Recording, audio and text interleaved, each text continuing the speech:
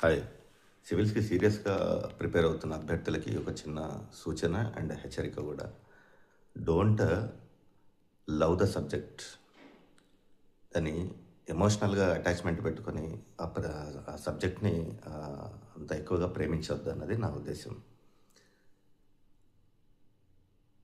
దాన్ని యూజ్ చేసుకో. Emotional intelligence అన్నది మనకి మెయిన్ సిలబస్‌లో ఉంది. అది ఒకసారి చదవండి.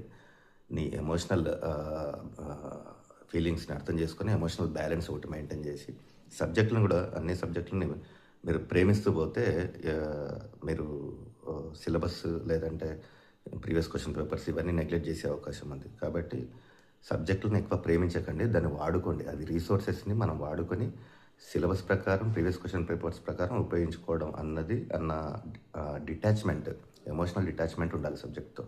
ఇది చిన్న సూచన. Thank you.